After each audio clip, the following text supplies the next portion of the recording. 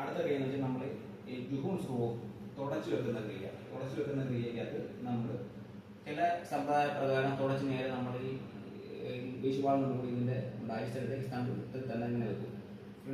ഫ്രണ്ടിൽ തന്നെ വെക്കും. പക്ഷെ അത് വലിയ ഫോമൊക്കെ ആകുമ്പോൾ നമ്മുടെ കൈ പോകും.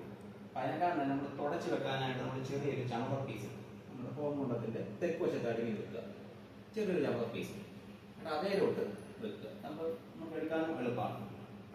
അത് വെച്ചിട്ടുണ്ട്. വെച്ച് കഴിഞ്ഞ് നമ്മൾ ജുഹും സ്രൂവും എടുത്ത് വലത് കൈ പിടിക്കുക. ഇടത് കൈ ബാക്കി മിച്ചമുള്ള 3 പുല്ലായിരിക്കുന്നത്.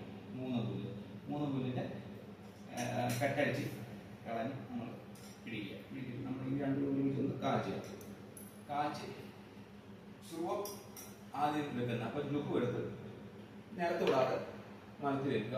എന്നിട്ട് കൈ കഴുകി വലത്തെ ഇല ഒന്ന് തളിക്കുക. എന്നിട്ട് അകം വശം മൊത്തം നമ്മൾ ര എന്ന് എഴുതണം. പുറത്ത് വശത്ത് 3 തല, മധ്യം, കട. തല, മധ്യഭാഗം, കട. പുറവശത്തും തല, മധ്യഭാഗം, കട. അപ്പം നമ്മൾ ഈ പുല്ല് ഇങ്ങനെ പിടിച്ചിരിക്കുമല്ലേ. അപ്പൊ അകത്ത് വശത്ത് മുഴുവൻ ര എന്ന ബീജം എഴുതുന്നത്. ല എന്ന് പറഞ്ഞ ബീജാക്ഷരം പുറത്ത് വശത്ത് എഴുതും. അപ്പൊ നമ്മൾ കുറുപ്പുല്ലിന്റെ തലഭാഗം കൊണ്ട് ര എന്ന് തലവശത്ത് എഴുതും. മധ്യഭാഗം കൊണ്ട് ര എന്ന് നടുവശത്ത് എഴുതും. കടഭാഗം കൊണ്ട് ര എന്ന് കടവശത്ത് എഴുതും. അതുപോലെ തന്നെ തിരിച്ച് തുമ്പവശം കൊണ്ട് ല എന്ന് തലഭാഗത്ത് എഴുതും.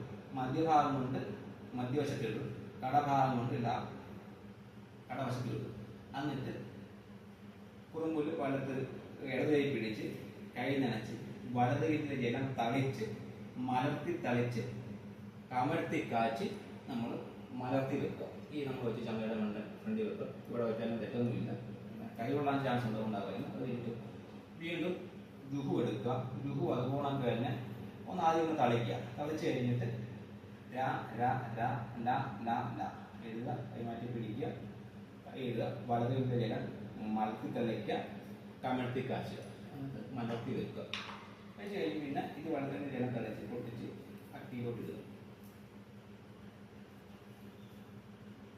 അഗ്നിയിലോട്ട് ഇട്ട് കഴിഞ്ഞാൽ പിന്നെ നമ്മൾ പരിധി വെക്കുക എന്ന് പറഞ്ഞ ചില ക്രിയയുണ്ട്. പരിധി വെക്കുക. അപ്പൊ ഒരു 3 ചമത പീസ് എടുക്കും. 3 ചമത പീസും 3